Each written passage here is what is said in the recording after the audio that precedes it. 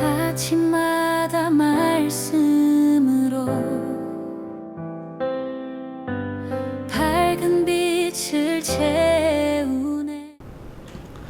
우리 성도들이 살아가면서 당하는 어려움들이 있죠. 어려움들이 뭐 어떤 실제적인 어려움도 있지만 어떤 마음에 조금 위축되는 그런 일이 있을 때가 있습니다. 뭐 개인 간의 간에도 위축될 수 있지만 개인 간의 문제가 아니더라도 이렇게 삶의 현장에서 되어지는 일들을 보면서 위축될 때가 있습니다. 그 때가 언제죠?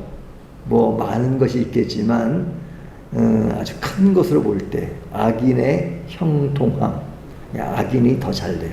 그냥 뭐 살아가는 것이 엉망이고 그리고 바람직한 모습이 아닌데 그냥 되어지는 일들은 너무 잘 돼요. 그럴 때 어떤 생각을 하게 되면 하나님은 왜 이럴 때 침묵하시는가 하는 생각을 하죠. 그냥 세계적인 독재자들, 사람을 그렇게 죽이는데도 떵떵거리고 살아가는 그런 것을 보고 또 의인이 당하는 고통을 보면서 하나님 왜 이럴 때 침묵하시는가, 그리고 악인은 왜 형통하게 되는가 하는 그런 생각을 할 때가 있습니다. 오늘 본문에 나오는 이야기도 사실 그 이야기입니다. 1절을 보면 여호와여 어찌하여 멀리 서시며 어찌하여 환난 때에 숨으시나이까. 하나님이 왜 숨으십니까? 이럴 때 좀 하나님의 공의를 드러내시고 그래서 모든 것을 평정을 이루시면 좋을 텐데 하나님은 왜 어찌하여 멀리 서시며 환난 때에 숨으시나이까 이렇게 이야기하는 그 성도의 마음은 그런 영적 고립감에 빠져있는 그런 모습을 드러내고 있죠. 5절을 보면 그의 길은 언제든지 견고하고 주의 심판은 높아서 그에게 미치지 못하오니 그는 그의 모든 대적들을 멸시하며. 지금 그의 길은 누구의 길이에요? 악인의 길이죠. 악인의 길은 언제든지 견고하고, 그러니까 뭐 언제든지 견고하겠어요. 하지만 의인의 입장에서 보면 그들이 행하는 그런 것들이 항상 견고해 보이고 그래서 하나님의 심판이 거기까지 미치지 못하는 그런 것들을 보면서 의인의 상한 심령을 지금 드러내고 있는 것이죠. 반면에 하나님의 공의로운 심판은 저 높은 곳에서 당장 현실에 임하지 않는 것처럼 보이기에 예수 믿는 사람은 왠지 초라해 보이고 왠지 약해 보이고 위축돼 보이는 그런 모습을 느낄 때가 있습니다. 자, 그런데 이제 본문이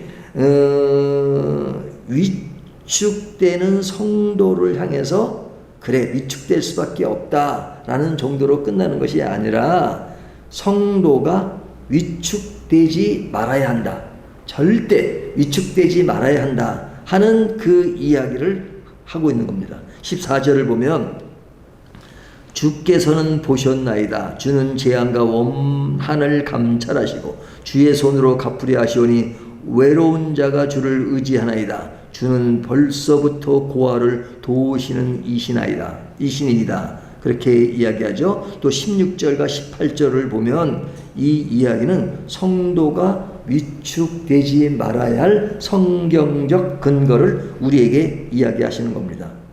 그래서 왜 위축되지 말아야 되느냐? 그 근거가 무엇이냐? 14절을 보면 주께서는 보셨나이다.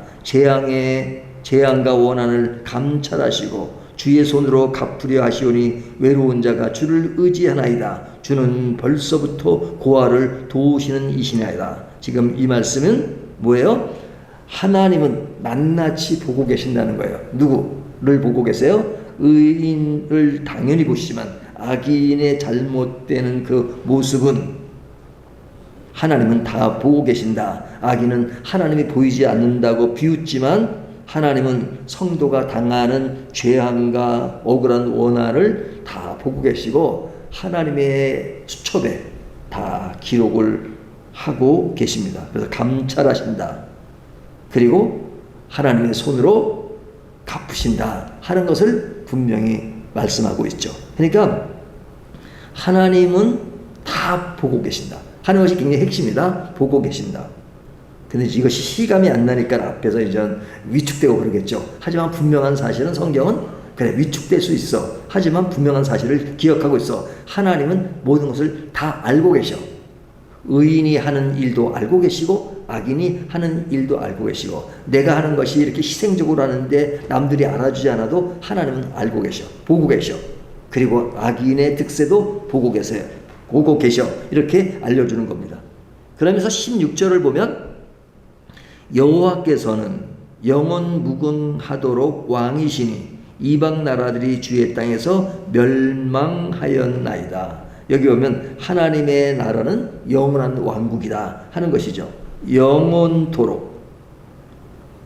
세상의 권력은 유한하지만 우리 아버지는 영원 무궁한 우주의 통치자시다 하는 것을 분명히 말씀해 줍니다. 그러니까 굉장히 원론적인 얘기지만 이 원론적인 얘기를 우리가 잘 인지할 필요죠. 하나님은 모든 것을 다 아시고 보고 계신다. 그리고 하나님의 나라는 영원한 왕국이시다. 그리고 이제 17절과 18절을 보면 약한 자의 기도를 들으시는 주님이시다 하는 것을 보여줍니다. 하나님은 연약한 자의 눈물을 외면치 않으시고 그들의 마음을 강하게 빚어가시며 최종 승리를 안겨주신다 하는 이 말씀은 가장 원론적인 말씀인데 이 원론적인 말씀을 지금은 감정적으로 다 소화가 안 되더라도 일단 마음에 딱 담아두라는 겁니다. 담아두는 것이 늘 이렇게 묵상하는 겁니다. 묵상. 아, 하나님은 다 알고 계셔. 하나님의 나라는 영원한 것이야. 세상 나라는 영원하지 않지만 하나님의 나라는 영원한 것이야. 그리고 하나님은 약한 자의 기도를 들으셔. 세상은 그 소리가 약하고 그리고 알아주지 않고 그래서 그런 목소리가 마치 계란으로 바위를 치는 것 같지만 그러나 하나님은 다 듣고 계시고 알고 계시고 그리고 들으시고 계신다 하는 것들을 숙지할 필요가 있죠.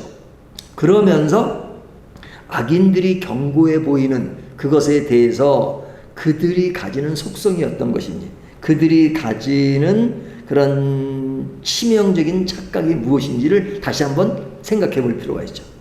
그래서 오늘 본문에 보면 악인이 굉장히 견고해 보이지만 그들이 어떤 착각 속에 빠져 살고 있는가 하는 것을 오늘 본문 굉장히 길게 이야기합니다. 3절부터 4절, 6절, 11절, 13절 이 모든 구절이 악인이 가지고 있는 그 착각을 이야기하는 겁니다.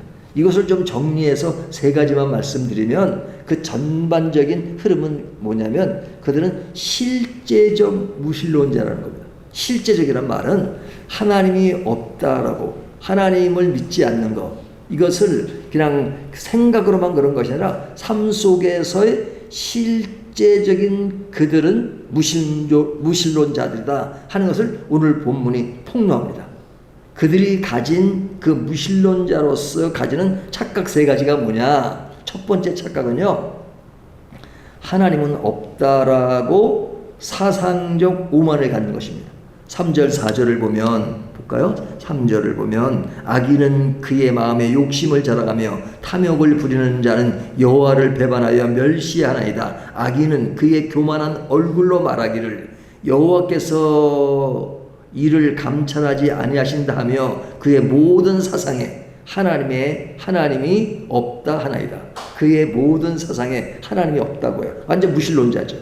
그러니까 무신론적인 그런 마음 이것은 뭐냐? 하나님이 없다고 하는 겁니다. 그러니까 하나님이 없다고 하니까 하나님을 두려워하는 브레이크가 고장났기 때문에 그냥 그 인생을 폭주하는 겁니다. 브레이크 없는 자동차처럼 그냥 막 달려요. 막 달려요. 그들의 마음 중심에 하나님을 지워버리고 삽니다. 이것이 악인이 가지는 가장 큰 특징이 하나예요. 두 번째 착각은 뭐냐? 6절을 보면요. 그의 마음에 이르기를 나는 흔들리지 아니하며 대대로 환난을 당하지 아니하리라 하나이다. 누가? 악인이. 착각이죠. 자기는 영원히 안전하다. 어떤 안일함을 자랑합니다. 하지만 이것이야말로 가장 큰 착각 중에 하나죠. 그래서 오늘 보면 그의 마음에 이르기를, 착각이라는 얘기입니다. 마음에만 이르지 실제로 그렇지 않다는 것이죠. 세 번째 착각은 뭐냐면 11절을 보면요. 그가 그의 마음에 이르기를 하나님이 잊으셨고 그의 얼굴을 가리셨으니 영원히 보지 아니하시리라 하나이다. 지금 또 13절을 보면 어찌하여 악인이 하나님을 멸시하여 그의 마음에 이르기를 주는 감찰하지 아니하리라 하나이까. 세 번째 착각은 영적으로 무지하니까 하나님은 보지 못하신다, 그렇게 생각하는 겁니다. 물론 하나님이 없다고 생각하니까 뭐 보지 못하는 건 당연하게 생각하겠죠.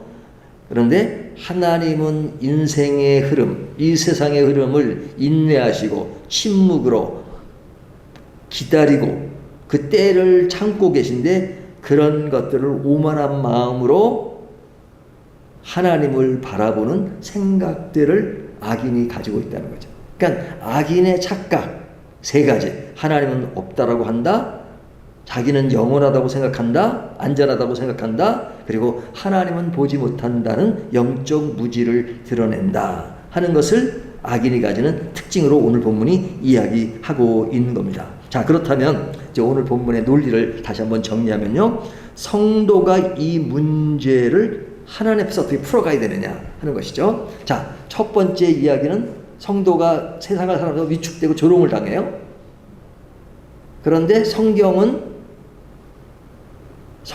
분명하게 그럴 필요가 없다고 이야기합니다. 그러면서 악인의 속성이 무엇인가 이야기했어요. 그렇다면 이제는 어디로 와야 되느냐? 그러면 이 성도가 하나님 앞에서 이런 문제를 풀어가는 방법에 대한 이야기를 하고 있는 것이죠. 자, 이 방법에 대해서, 방법은 어제도 말씀드린 마찬가지지만 우리의 삶의 현장은 늘 조롱을 당하고 살 때가 많아요. 그리고 실제적인 조롱을 안 받아도 세상 돌아가는 일들을 보면 위축될 수밖에 없어요. 왜? 내가 주의 길을 열심히 가고 주의 뜻대로 살려고 하는데 그냥 잘 안 돼요. 근데 악인은 잘 돼요. 그리고 억울한 일도 있어요. 그리고 그럴 때마다 우리가 이제 어떤 믿음의 성도가 장례식장에서 하나님이 살아계신다면 어찌 나에게 이런 일이 일어날 수 있습니까? 라고 그냥 탄식할 때가 있잖아요. 믿음이 없어라기보다는 진짜 하나님이 왜 이러실까라고 아직까지 이해되지 않는 측면을 토로하는 거잖아요. 그런데 이런 문제에서 성경은 침묵하지 않고 이런 문제를 어떻게 풀어가야 되느냐 하는 것을 이야기하는데요. 자, 여기서 말씀하시는 내용은 뭐냐면 그런 세상의 논리에 맞대응하지 말라는 겁니다. 물론 우리가 정의와 공의를 위해서 투쟁해야 할 때도 있어요. 하지만 일반적인 그런 어떤 사상적인 그런 것에 대해서 풀리지 않는 그 문제에 대해서 사람과는 아무리 논쟁해도 그것이 풀리지 않아요. 그래서 제가 옛날에도 말씀드리지만 유명하신 그 마틴 로이 존스 목사님, 굉장히 유명하신 분이에요. 지금까지 그분이 82년도에 들어가셨는데 벌써 몇십 년이 지났는데도 아마 전 세계에서 그분의 책이 가장 많이 읽혀지고 많이 알려진 분이에요. 근데 뭐 여기서 너무 유명하시죠. 근데 너무 유명하니까 BBC 방송에서 무신론자 한 사람과 토론을 주선했어요. 당신과 무신론자 토론 한번 하자. 근데 이분이 너무 박식하고 하니까 사람들이 당연히 그 토론에 응할 줄 알았죠. 근데 그분이 딱 토론에 응하지 않았어요. 그래서 하는 말이 하나님은 토론의 대상이 아니다. 그렇게 얘기했습니다. 하나님은 토론의 대상이야. 그 말 속에 뭐냐면 무신론자가 안 믿겠다고 마음먹는데 토론으로 되는 게 아니다. 그렇게 이야기한 적이 있습니다. 그러니까 우리가 세상의 그런 것에 대해서 전도도 하고 하지만 기본적인 속성은 알고 있을 필요가 있죠. 그들은 같이 상대해서 꼭 되는 것은 아니다 이거죠. 그래서 오늘 본문의 말씀은 오직 기도로서 하나님의 재판관이신 하나님께 지금 이야기하는 겁니다. 자, 그렇다면 어떻게 풀어야 되느냐?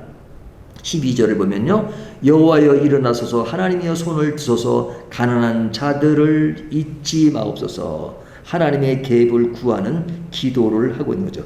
우리에게 기도는 그래서 굉장히 중요합니다. 내 힘으로 복수하려고 칼을 들지 말고 하나님의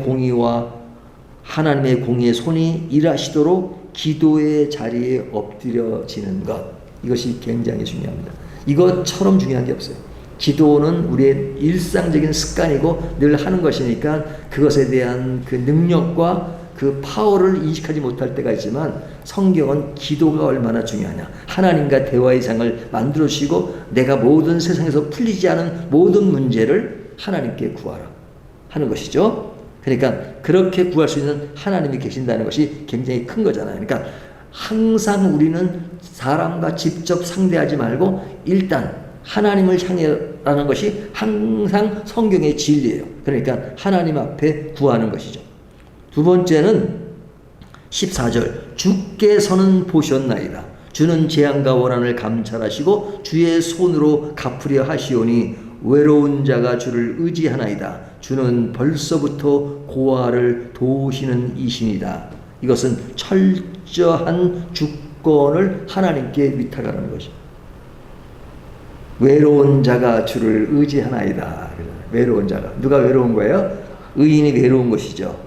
허약한 현실을 숨기거나 부끄러워하지 말고 오히려 그 취약함을 가지고 나는 고아와 같으니 주님 도와주십시오 라고 주님을 온전한 요새로 삼는 신뢰, 그것이 중요하다는 겁니다. 그러니까 하나님께 나가서 그냥 하나님, 나는 할 수 없지만 주님은 하십니다. 주님께 위탁하는 것입니다. 그리고 마지막 하나는 15절, 악인의 발을 꺾으소서, 악한 자의 악을 더 이상 찾아낼 수 없을 때까지 찾으소서. 이것은 뭐냐면 우리가 직접 할 수 없는 그런 어떤 안타까움에 대해서 그냥 포기하는 것이 아니라 하나님께 끊임없이 간구하는 것이죠. 정의를 위해서 악의 고리를 끊어달라는 간구를 하죠. 악의 고리를. 악인의 발을 꺾으소서, 악한 자의 악을 더 이상 찾아낼 수 없을 때까지 벌하소서. 이것은 악인의 득세를 두려워하는 것이 아니라 공의의 하나님이 그들의 악행을 종식해 주실 것을, 공의를 구하는 기도 드리는 것이 굉장히 중요하죠. 그러니까 이러한 것이 우리의 신앙에 늘 녹아있는 것입니다. 물론 때에 따라서는 우리가 몸으로 나서야 될 때고 손으로 발로 해야 될 때가 있습니다. 하지만 지금 이건 전반적인 어떤 객관적 사실에 대해서 우리가 그것을 다 감당할 수 없어요. 하지만 기본적인 자세에선 늘 그런 정의를 무시하고 사는 것이 아니라 늘 정의를 바라고, 이 세상이 악한 것을 보면서 세상은 원래 악하니까 나는 그냥 그들과 상대 안 해, 그게 아니라 지금 그런 관심이 없으면 이런 기도도 안 하는 거죠.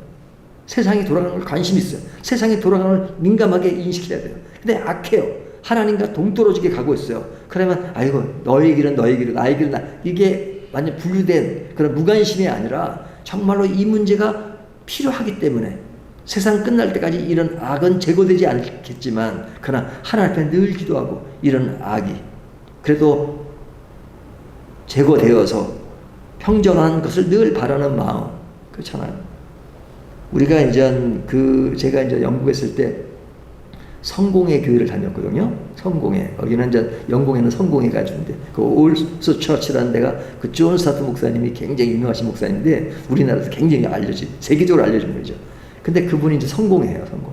근데 제가 또 제일 좋아하는 목사님 마르틴 로이 존스 목사님. 이분은 또 이제 장로교에 가까워요. 그러니까 이제 두 분이 이제 그런 굉장히 이렇게 뭐라면 그런 뭐 언쟁은 아니지만 그런 어떤 교단에 대해서 조금 좀 다른 견해가 있어요. 그러니까 로이 존스 목사님, 존 스타트는 참 좋은 크리스찬이고 목사인데 그 성공에서 나와야 된다 뭐 이러죠. 그러니까 또 존 스타트는 또 다른 데 가가지고 또 그건 아니라고 그래요. 그래가지고 이제 로이 존스 목사는 연세가 좀 있으시고 존 스타트는 좀 이렇게 좀 나이가 좀 젊었어요. 그래가지고 서로가 이렇게 좀 이렇게 직접적으로 부딪힌 게 아니라 이렇게 바깥에서 그랬어요. 그러니까 이제 그분이 그런 사이니까 그분을 다 좋아하는 사람들이 많거든요. 양쪽 다. 그러니까 그분 한 사람이 이제 그분을 중재시켜가지고 두 분이 만나게 해서 뭐 그런 오해를 풀도록 이렇게 만남의 시간을 마련했어요. 그러니까 존사도 목사님 나이가 좀 어리셨거든요. 그러니까 이제 그 중재하는 사람이 이제 막 뭐라 그러니까 이제 존 스타트가 로이 존스 목사님한테 목사님, 제가 사실 그런 얘기를 한 거는 뭐 악의적인 게 아니고 뭐 이렇게 얘기를 했어요. 그러니까 그 로이스 목사님 이제 웨일즈 사람이거든요. I know. 난 안다. 그 정도로 끝났대요. 해결되진 않고 그런 일화가 있는데, 하여튼 이게 이제 옆으로 세다 보면 제가 무슨 얘기를 하는지 자꾸 잊어버려요. 우리들의 삶에 흐르는 어떤 그런 요소들, 그런 것들에 대해서 우리가 딱 이렇게 정리하고 하나님 앞에서 그런 것이 풀어지도록 해 나가는 그런 마음을 갖는 것이 중요합니다. 자, 그렇다면 우리가 악인의 조롱에 위축되지 말아야 될 최종 근거는 뭐냐? 마지막 18절을 보면 고아와 압제당하는 자를 위하여 심판하사 세상에 속한 자가 다시는 위협하지 못하게 하시리다. 여기 보면 세상의 비아냥의 고개를 숙이지 말아야 할 결론적 근거는 뭐냐? 악인의 유통기간은 이 땅까지며 성도의 신분은 영원하다 하는 것입니다. 그러니까 악인의 득세가 유효기간이 있어요. 유효기간이 있어요. 이 세상 사는 동안에. 그러니까 시편은, 오늘 본문은 위대한 선포로 마무리하는 겁니다. 그것은 뭐냐면 세상에 속한 인생은 유한하지만 우리에게는 영원한 것이 있다. 그러니까 그들은 결코 흙으로 돌아갈 것이다. 그들이 가진 돈, 명예, 스펙, 이것은 호흡이 끝나면 먼지처럼 사라지는 시한부 인생이에요. 하지만 우리의 믿음의 길은 현실적으로는 허약해 보일지라도 영원 무궁하신 하나님이 계시고 우리는 그분의 자녀고 우주의 창조주께서 나라는 존재를 마음에 새겨두시고 계시고 늘 눈동자처럼 보호하고 계신다 하는 그 아주 원론적인 그 이야기가, 그 사상이 나를 늘 지배하는 것이 중요하죠. 그러니까 우리가 이렇게 달리기를 하는 사람이 잘하는 사람이 나보다 앞서간다고 그냥 자기는 당연히 승리할 것이라고 딱 자부하는 그런 것. 그렇지만 그것이 끝나는 것을 그들은 모르고 있는 것이죠. 우스개 그 축구 경기 같은 거 이렇게 이제 우스꽝스러운 거 보여주는 것이 있어요. 유튜브에 보면. 근데 페널티킥으로 딱 찼어요. 근데 그냥 그 공이 이제 골대를 탁 맞았어요. 그러니까 골키퍼가 좋아가지고 막 그냥 좋아하는데 그 골대 맞고 그러니까 공이 가다 골대 들어갔어요. 근데 골키퍼는 들어간지도 모르고 좋아하는 거죠. 그러니까 악인이 지금 자기들이 승리한다고 좋아하지만 그러나 어떻게 된지를 모르는 것이 성경이 악인에 대한 점검 또 평가입니다. 그렇다면 오늘 우리는 어떤 길을 가야 할까 하는 것들을 다시 한번 정리하면서 위축되지 말고 힘을 내라는 이 말씀을 따라서 늘 힘내시는 믿음의 길을 가시는 저와 여러분이 되시기를 주님의 이름으로 축원합니다.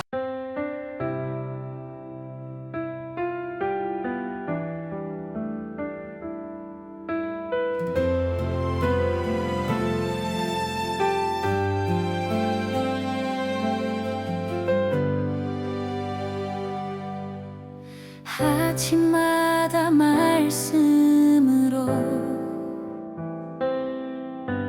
밝은 빛을 채우네.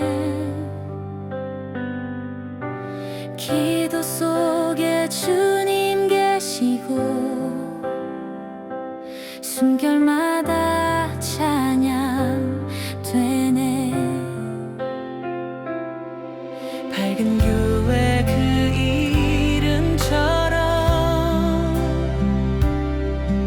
세상 속에